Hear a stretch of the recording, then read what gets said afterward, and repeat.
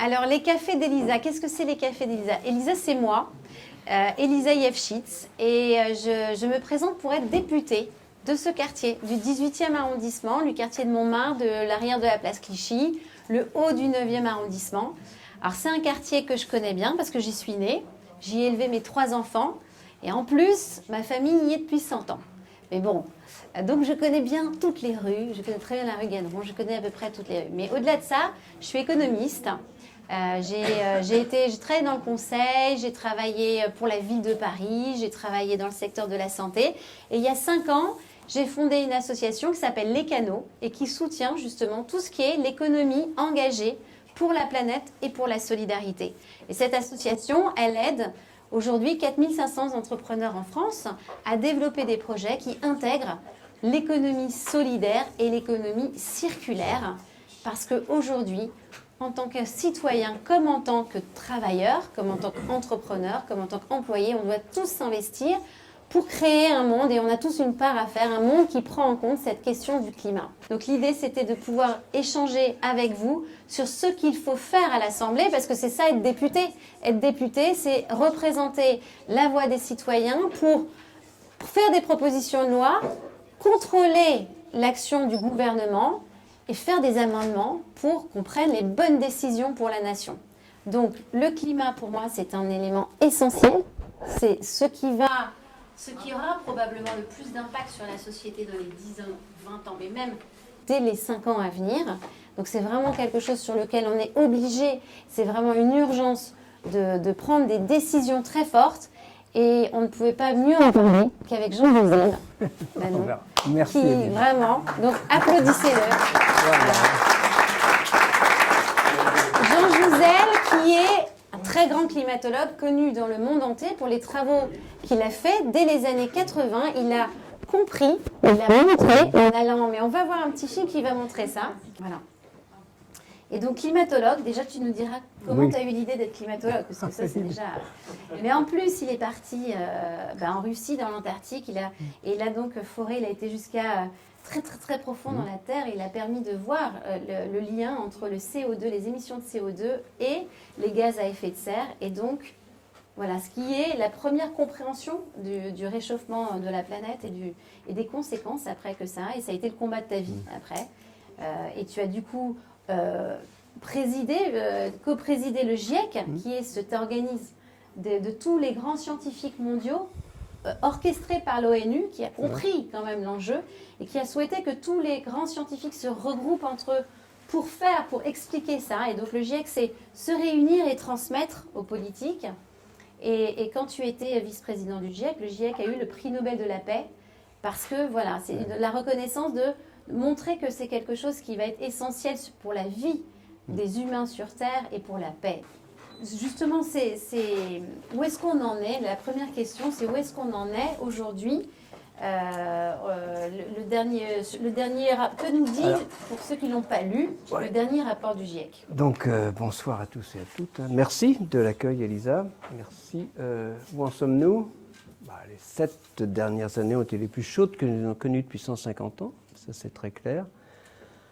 Je pense que ça vaut le coup de rappeler très rapidement, disons que ce réchauffement n'est pas une surprise. Ça, c'est important. C'est-à-dire que ce que nous avons fait depuis 200 ans, nous avons modifié la composition de notre atmosphère. Nous avons augmenté les concentrations des gaz à effet de serre. C'est simplement cette propriété de piéger une partie du rayonnement solaire une fois qu'il a été réfléchi à la surface de la planète. Ça veut dire que eh bien, si l'effet de serre augmente, en gros, on a plus de chaleur disponible pour disons, pour équilibrer, pour assurer l'équilibre thermique entre l'atmosphère, l'océan de surface et disons, les glaces, les surfaces continentales, tout ce qui agit thermiquement avec l'atmosphère. En fait, à travers nos activités, on a augmenté d'à peu près 1% le chauffage, pour faire ça. Donc il ne faut pas être surpris, parce que quand on augmente le chauffage, c'est assez naturel que la température augmente. Bon, c'est un peu compliqué la machine, mais c'est ce qui se passe quand même sous nos yeux. On augmente le chauffage, la température augmente. Ce qui est important, et j'en terminerai là pour répondre à tes questions, ce qui est important, me semble-t-il, c'est que, en fait, de cette chaleur supplémentaire, il n'y a que 1% qui sont utilisés disons, dans l'atmosphère. L'essentiel va dans l'océan, 93% de cette chaleur supplémentaire vont dans l'océan. Et c'est intéressant de regarder ce qui se passe dans l'océan, parce que là, c'est vraiment sans appel. Hein. Je veux dire, il y a une élévation du niveau de la mer qui elle a doublé. Enfin, elle était entre 1 et 2 mm par an au XXe siècle. On est maintenant pas loin de 4 mm par an. Et contribue à cette élévation du niveau de la mer le réchauffement de l'océan lui-même. Hein. L'océan se réchauffe et il se dilate. Et puis, disons, la fonte des glaces. Hein. Donc, les glaciers continentaux, mais surtout depuis une trentaine d'années, donc on arrive aux régions polaires. Là, donc, le Groenland, l'Antarctique contribuent à l'élévation du niveau de la mer. Un point intéressant actuellement, c'est que, justement, bon, moi, c'est vrai que je suis rentré dans le GIEC en 90. Moi, j'ai commencé vraiment à travailler sur le climat. Enfin, j'ai d'abord travaillé sur la formation de la grêle. J'ai commencé ma thèse en 68, donc il y a 54 ans maintenant. La vie passe vite. Donc, donc très rapidement, donc Claude Lorius amenait dans notre laboratoire ces échantillons. C'était des neiges de surface plus à l'époque. Et voilà, donc je me suis intéressé très rapidement aux glaces polaires dès au début des années 70. Et voilà, disons, c'est vrai que ça a été une vraie découverte. Bon, j'ai eu la chance d'être associé à deux découvertes. Donc cette découverte du lien entre effet de serre et climat dans le passé, ça, quand on parlait d'effet de serre, disons dans les années 70-80, on en parlait en évoquant des planètes comme Mars et Vénus, dont le climat est notoirement différent d'une autre, parce que bon, il y a un problème de distance, hein, bien sûr, par rapport au Soleil, mais il y a aussi un problème de composition de l'atmosphère, d'effet de serre sur ces planètes. Eh bien, on abordait ce problème d'un point de vue purement théorique. Hein, disons ça, voilà, en laboratoire, on sait qu'il y a de l'effet de serre.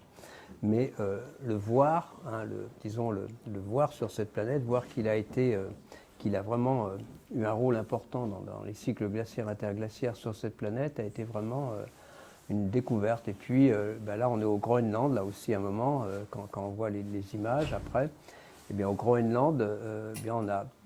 C'était vraiment la découverte de variations climatiques rapides. Hein, c'est des découvertes, disons, des réchauffements qui s'opèrent en une dizaine d'années, très importants. Hein. Disons, régionalement, ils peuvent être de 10 à 15 degrés, et avec des conséquences sur toute l'Atlantique Nord et toutes les régions adjacentes. Donc ça, c'est...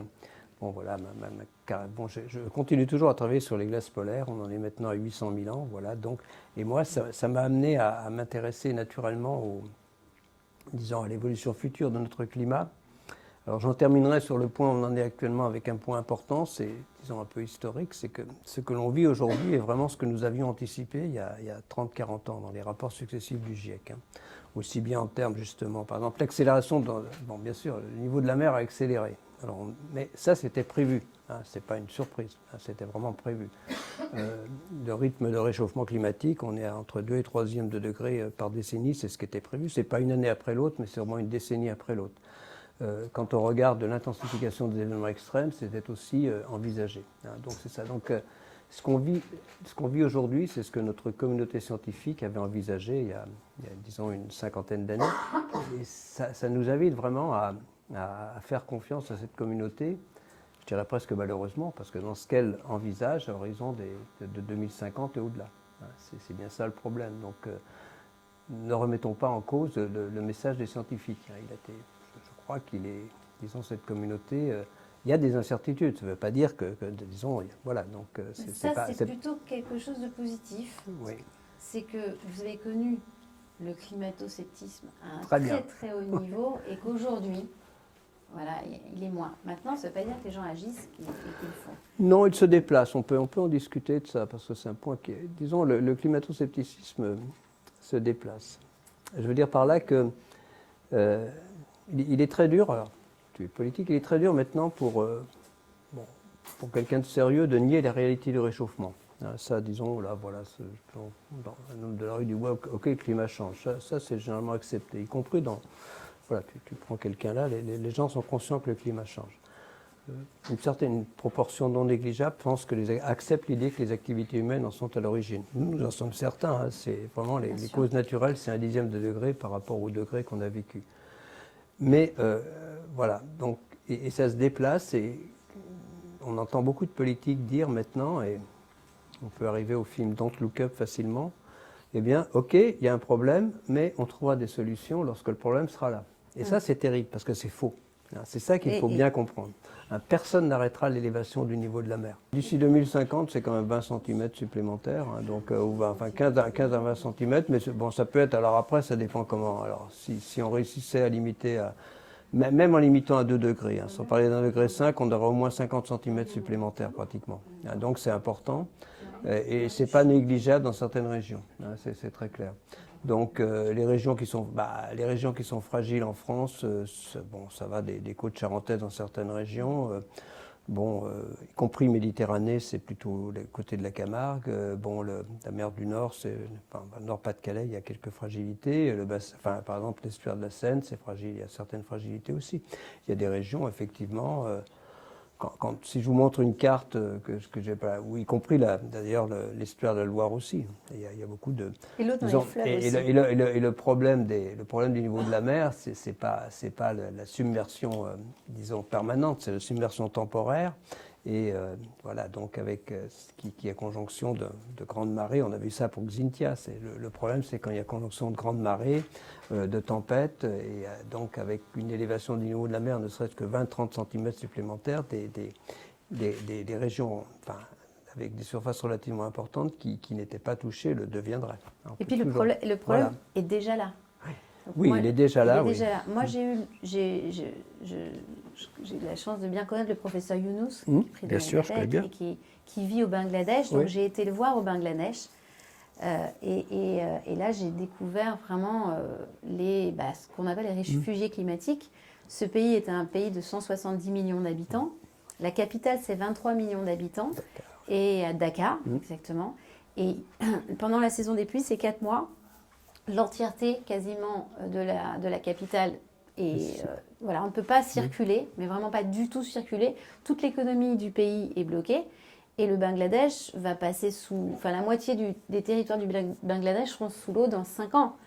Donc clairement, autrefois ils avaient des tornades qui étaient tous les 2-3 ans ou 10 ans même. Maintenant c'est 2 ou 3 tornades par an, avec à chaque tornade des centaines de milliers de personnes qui perdent tout, qui doivent tout reconstruire et qui partent. Donc là, on voit vraiment que c'est maintenant. Oui. Et même, je fais du porte-à-porte dans le 18e arrondissement, dans le cadre de ma campagne. Et donc, avec Gilles et Jean-Philippe Davio, qui est là, qui est mon suppléant. Et on l'a fait porte de Montmartre. Et en fait, j'ai découvert que dans les immeubles de la porte de Montmartre, qui sont tous 100% sont des immeubles Paris Habitat, il y a beaucoup de gens qui viennent du Bangladesh. Et d'ailleurs, ils me suivent sur les réseaux sociaux, parce que comme je suis une amie de Younous. Mais en fait, voilà. Et ils sont déjà, beaucoup sont arrivés, mais il y en aura du Bangladesh et d'ailleurs, parce que quand on prend les Philippines, la capitale, ils ont déjà décidé où elle sera, puisque dans 10 ans, ils savent que la capitale est sous l'eau. Oui, enfin moi j'ajoute que pour le Bangladesh, il y a aussi quelque chose qui est terrible, c'est-à-dire que l'Inde interdit aux Bengalis d'aller en Inde. Il y a pratiquement un mur, enfin des barbelés, on peut peut-être pas parler de mur tout le long, mais il y a vraiment, on fait tout pour contenir, voilà, donc c'est assez difficile. Oui, c'est une des conséquences du réchauffement climatique. Il y a à la fois des conséquences physiques, il y a des conséquences sur les températures, sur les écosystèmes qui nous entourent, sur effectivement, disons que les conséquences les plus dommageables des réchauffements climatiques, ils s'expriment largement à travers les événements extrêmes. Tu parles bien sûr des tornades, les feux, voilà, les inondations, les sécheresses. Et donc l'élévation du niveau de la mer. L'élévation du niveau de la mer est un problème lorsque, bien sûr, on combine à la fois cette élévation avec des tempêtes qui viennent de plus en plus intenses, et c'est là où l'élévation du niveau de la mer pose effectivement un problème, même si effectivement ce n'est inondé qu'une partie de l'année, on ne peut plus y vivre. Donc c'est ça le problème. Donc le décor est planté, on va dire. Maintenant, qu'est-ce qu'on fait? Parce que... Alors on le sait. Alors on sait ce qu'il faut faire. Non, c'est intéressant parce que, voilà, on revient de Glasgow, peut-être d'autres ici aussi. Et bon, quand même, c'est assez intéressant. Donc, que... c'est un peu désespérant quand même. Mais, oui, mais disons, tout le monde sait ce qu'il faut faire et tout le monde l'admet, le dit, puisque, enfin, disons presque 130 pays. Ce qu'il faut faire, c'est, ce qu'il faut faire, si on veut, je crois qu'il y a un certain bon sens dans l'accord de Paris.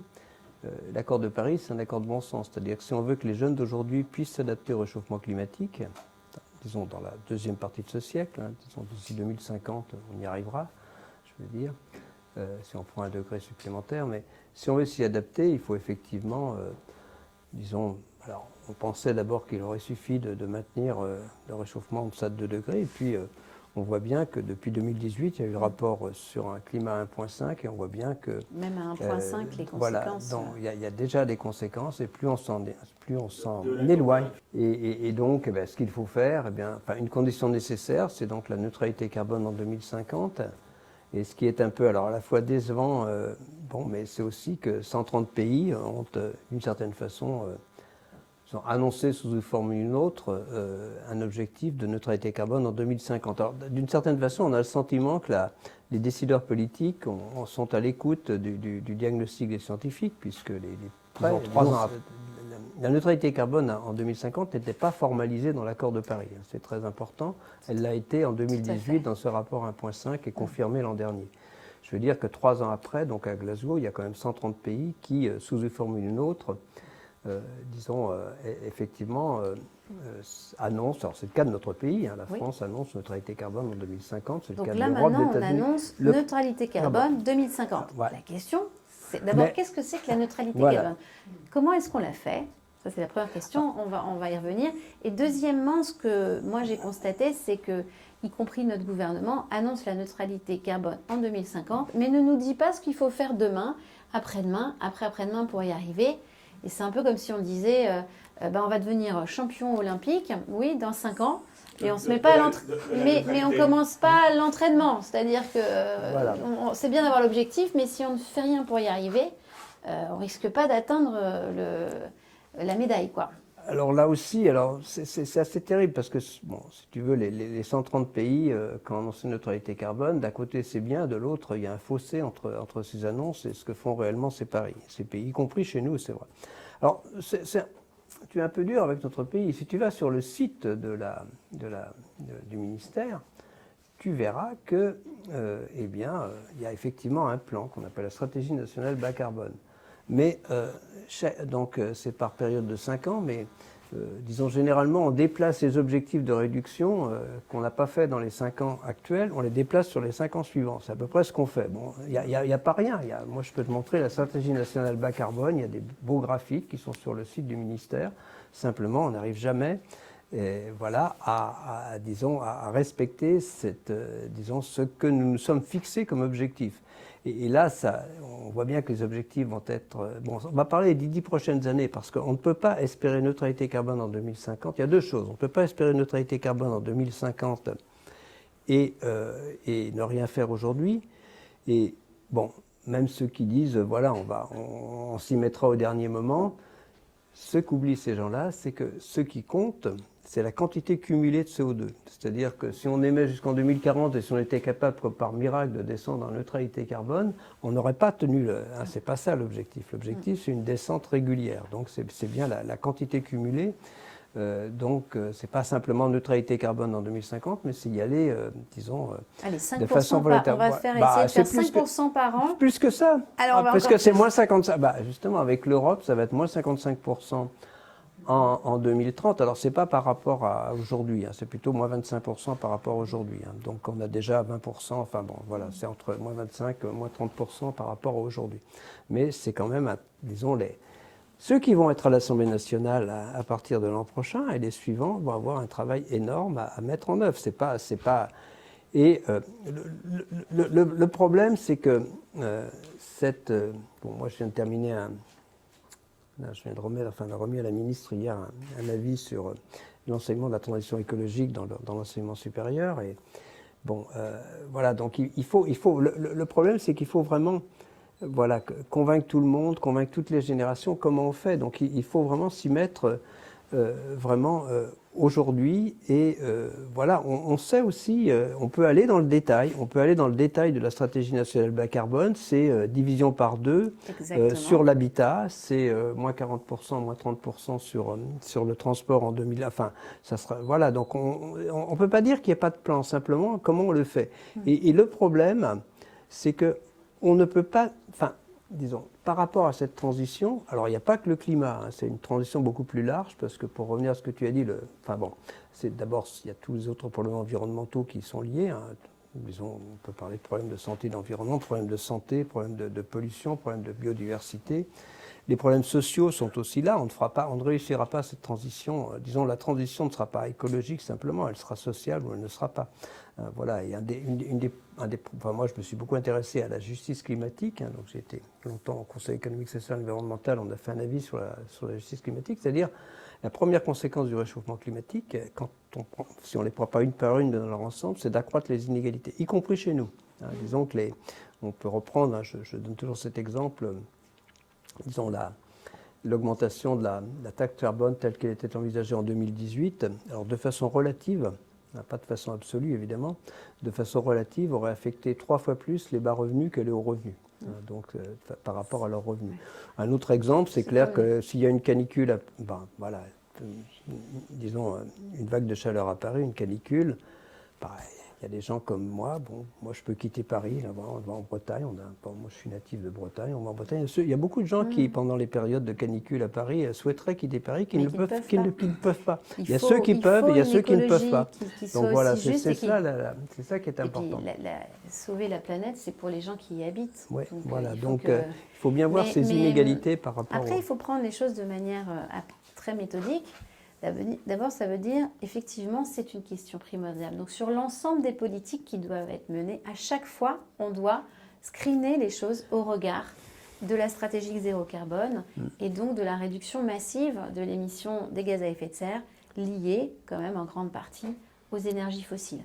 Donc, ça veut dire que ça doit être vraiment, comme on regarde d'ailleurs l'impact social de toutes les mesures, quel impact ça va avoir socialement, il faut qu'on regarde systématiquement l'impact environnemental. Dans le domaine du logement, ça veut dire concrètement, on peut faire des choses qui vont aider, qui soient écologiques et justes. Et moi, je propose, mais Anne Hidalgo aussi a ça dans ses propositions, et d'autres, alors à gauche, il faut le dire, d'autres partis l'ont, de dire, aujourd'hui, il faudrait que, à une échelle du prochain mandat, 100% des logements sociaux soient rénovés thermiquement. Parce qu'en réalité, il faut que 100% des logements soient rénovés thermiquement. Moi, je me rends bien compte de la difficulté de respecter une neutralité carbone, y compris en France et au niveau planétaire en 2050.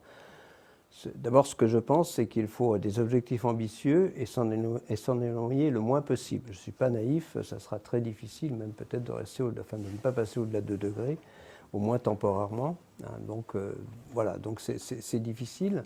Par rapport, donc oui, disons, moi je pense qu'il faut, voilà. Alors pourquoi? Alors là où il faut garder un certain optimisme, c'est dans la capacité d'innovation, et je rebondis sur Serge, sur les, disons, par rapport à ces problèmes. Y compris dans les batteries. Hein, on peut imaginer, il y a des batteries au sodium actuellement, il y a des choses qui se développent. Donc effectivement, tu as raison, hein, je connais le livre de Guillaume Pitron, ce n'est pas le problème, mais donc il y a des limites à chaque, et ce qu'il faut, c'est justement l'innovation. L'innovation, son intérêt, ce serait vraiment, si on n'arrive pas à stocker l'énergie de façon avec des matériaux simples, mais moi je crois qu'il y aura de l'innovation. Il y aura de l'innovation, mais l'innovation seule ne nous sauvera pas. Il faudra aussi changer nos modes de vie et arriver à plus de frugalité d'un point de vue énergétique. Et les choses sont possibles, et même de manière joyeuse. Moi, je pense c'est pas que des renoncements. Et je trouve que, par exemple, sur le transport, ce qui s'est passé autour de l'émergence de l'électricité dans le transport et du vélo, conjointement, qui fait qu'il y a une sorte de révolution du transport, quand même, qui n'est pas aboutie. Il faut aller encore plus loin.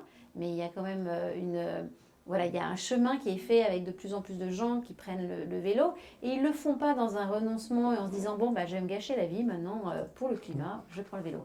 Non, ils le tentent, et puis finalement ils ont une vie qui est plus frugale et dans laquelle ils s'y retrouvent. Donc il faut trouver ces axes qui permettent de changer quand même les comportements. Et donc du coup, ça veut dire concrètement consommer local. Il faut vraiment inciter à consommer local.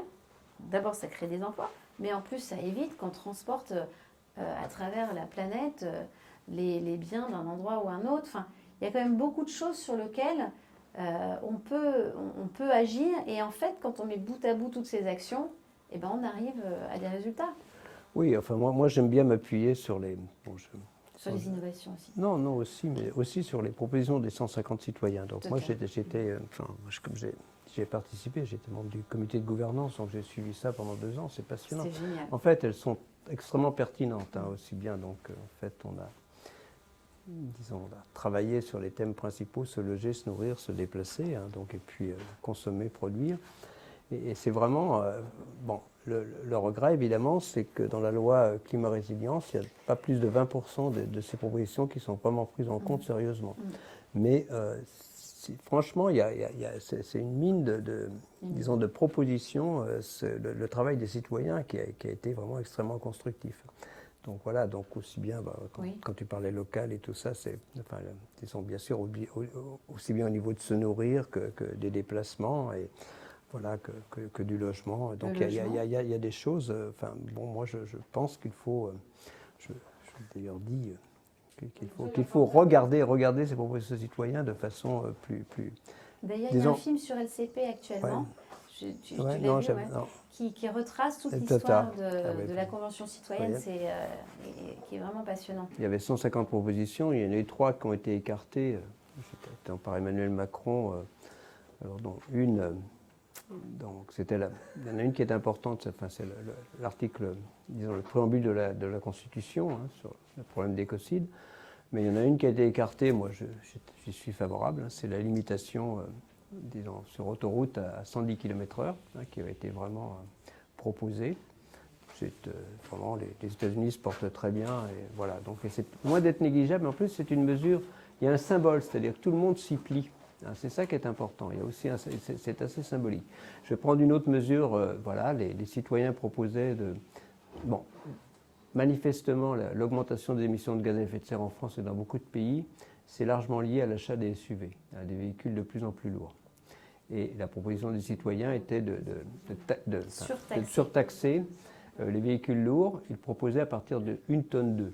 C'est dans la loi à partir de 1,8 tonne. Donc les citoyens seraient à peu près touchés 25% des véhicules. Dans le cas présent, ça ne touche plus que 2% des véhicules. On peut voir la main du lobby automobile derrière, c'est clair. Taxer, ça veut dire que si on paye, on ne pollue pas. Oui, non, mais si on fait payer très cher... Oui, quand même, ça compte. On peut en prendre une troisième. Il y avait une proposition sur le transport aérien, disons, au niveau national. C'était tous les endroits où on pouvait aller en moins de 4 heures. C'était en moins de 4 heures, disons, en train. Normalement, on ne pouvait pas avoir de vol intérieur. Et maintenant, c'est en moins de 2 heures. Donc, ça ne veut plus rien dire non plus. C'est-à-dire qu'il y aura toujours des vols intérieurs. Donc, voilà comment ça s'est délité. Et on peut après analyser toutes les mesures. C'est une question de courage aussi, d'affronter et de partager collectivement que ce sont des choses vers lesquelles il faut aller et sur lesquelles il faut faire avancer la société. Et donc oui, prendre des décisions, les discuter, échanger, faire partager la connaissance, comme la fresque du climat. Si les gens, ce qui est très intéressant dans ces 150 citoyens, c'est qu'ils ont été tirés au sort, vraiment complètement au sort. C'était des gens de toute classe sociale, de tout âge. Ils étaient différents, ils ne connaissaient rien au climat. On les a mis ensemble, on leur a donné la connaissance et on leur a dit c'est vous qui prenez les décisions. Et c'est eux qui sont arrivés à ces décisions-là. Et donc du coup, ça veut dire que tous les citoyens, s'ils étaient informés, s'ils avaient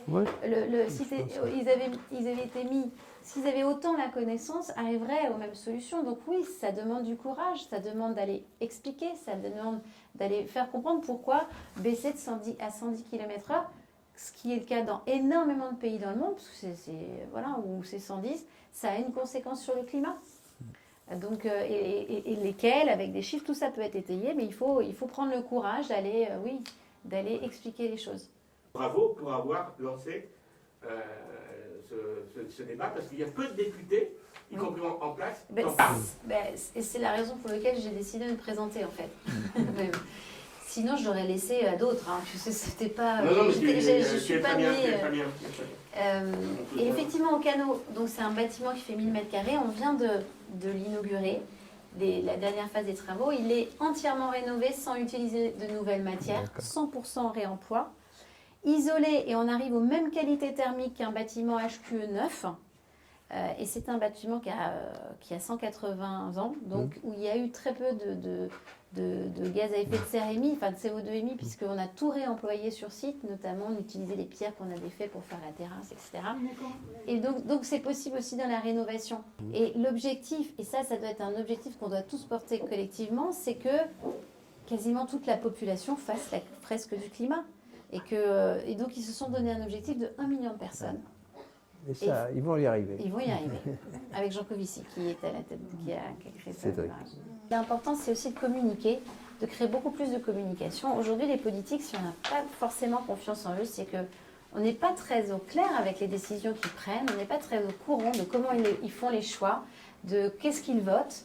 Et donc ça, une autre dimension, si je suis élue, ça sera de vraiment mettre le paquet, on va dire, sur la communication et sur expliquer et faire participer les citoyens, ceux qui ont voté, sur comment les lois se décident, quelles informations et par qui on les a eues, comment est-ce qu'on réfléchit aux différentes thématiques, et ça sur toutes les lois qui sont... Et je pense qu'on souffre aussi de ça, de cette déconnexion. Alors donc du coup, on a des politiques qui parlent avec on ne sait pas qui, et du coup, effectivement, ils parlent avec des gens qui leur expliquent que ça va être très compliqué, que ça va beaucoup d'emplois vont être...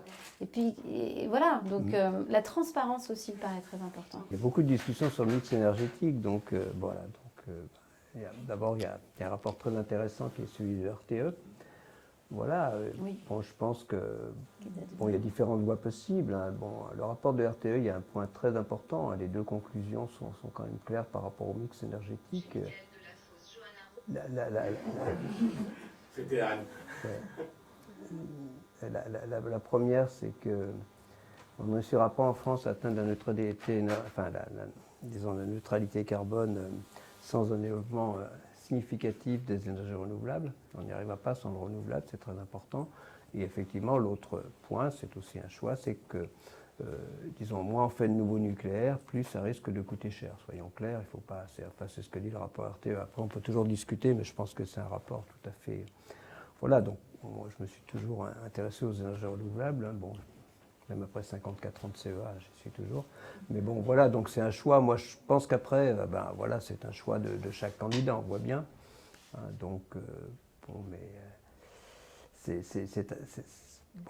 il faut quand même, pour moi, on a trop pris de retard en renouvelable, et il faut vraiment, en tout état de cause, quel que soit le choix sur le nucléaire, finalement, c'est d'abord le choix sur le renouvelable qui est important. Et on doit y aller de façon massive. Il y a tout ce débat sur l'éolien, donc voilà, qui est difficile. Si on n'accepte pas l'éolien en France, on ne remplira pas les objectifs de renouvelable, et ça, c'est très clair. Donc on parle toujours, c'est assez incroyable qu'un pays, il y a plus de 5000 éoliennes offshore en Europe, il n'y en a pas encore une en France raccordée, on en parle évidemment. Voilà, vous avez vu ce que propose Emmanuel Macron, mais bon, c'est ça qui est pour moi important. Est-on capable?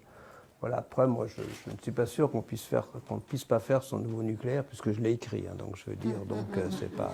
Donc, je ne vais pas dire, parce que si vous lisez le livre là, c'est ce que je dis. Oui, mais Donc, sur le nucléaire, il faut un débat. Oui, c'est exactement... Il faut cesser l'opacité, tout à fait. il faut mettre tous les enjeux sur la table et décider de ce qu'on va faire. Exactement. C'est pas sur un coin de table qu'on décide de ça. Donc là, moi, oui, par rapport à ce qui se passe aujourd'hui, je pense que les annonces dans les dernières semaines de ce mandat d'Emmanuel Macron, manquent de clarté, parce que ce sont des annonces importantes, c'est très clair. Le problème du réchauffement climatique, et j'en reviens à votre première métaphore, le problème du réchauffement climatique, c'est le décalage qu'il y a entre les causes du réchauffement et la réalité. Disons, on voit bien... dans les années 80, on était certain que si on continuait à mettre des gaz à effet de serre, on irait vers des réchauffements importants. Ça, on l'a affirmé tout le long.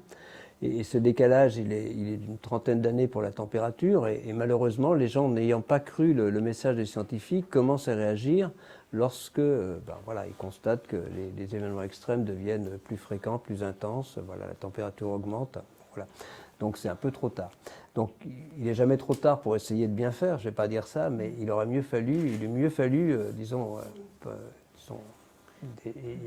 c'est-à-dire en gros que Kyoto soit un succès et voilà, que Copenhague soit un succès. Les années à venir sont déterminantes. Voilà, donc c'est cela qu'il faut. Alors, bon, moi je pense qu'est-ce qu'on fait? Déjà, c'est une prise de conscience, on fait des choses, il y a quand même des choses qui se font. Bon, les émissions diminuent en France légèrement, pas suffisamment. Il faut multiplier par 2 ou par 3. Il ne faut pas non plus dire qu'il ne se passe rien. Hein, donc voilà, il faut accélérer, c'est ça qu'il faut faire. Et on sait ce qu'il faut faire. Hein, on sait quand même très bien ce qu'il faut faire et ce qu'il ne faut pas faire. Par exemple, moi je vais citer 2 exemples. Quand on regarde l'innovation, moi je suis pour l'innovation, mais elle n'a de sens parce que si elle était évaluée par rapport à sa capacité à lutter contre le réchauffement climatique ou à participer à la lutte ou à l'adaptation, hein, parce qu'il faut aussi s'adapter, hein, c'est clair. Et par exemple, une des innovations les plus récentes, c'est pas le cas de la 5G. Hein, donc moi, voilà, c'est très clair. Donc je pense que la 5G, si on réussissait, en termes de climatologue, et d'ailleurs c'est l'avis du Haut Conseil pour le climat. En clair, la 5G est intéressante pour des applications spécifiques. Il y a beaucoup d'intérêt. Si c'est pour faire du streaming plus rapidement, voilà, donc c'est un choix. On sait pertinemment qu'on va contribuer à l'augmentation des gaz à effet de serre. Le numérique risque de passer de 3% actuellement à 5-6% à la fin de la décennie et plus après. Donc c'est des choix qu'on fait. C'est là, je veux dire. Donc moi, je ne suis pas contre l'innovation, mais il faudra. C'est pas ce qu'on fait. Voilà, tout regarder à travers ça. Donc c'est ça. Donc voilà, pour les 2 secteurs qui augmentent, c'est vraiment bien sûr le transport aérien et le numérique. Hein, c'est des secteurs qui sont petits, quelques pourcents, mais qui risquent de doubler au cours des... Voilà, et c'est là qu'il faut porter une attention. Mais ça ne veut pas dire que je ne sois pas pour l'innovation, parce qu'il y a aussi des innovations aussi bien sociales, ce n'est pas simplement des innovations technologiques. Hein, voilà. Merci et beaucoup. vous remercie. Merci.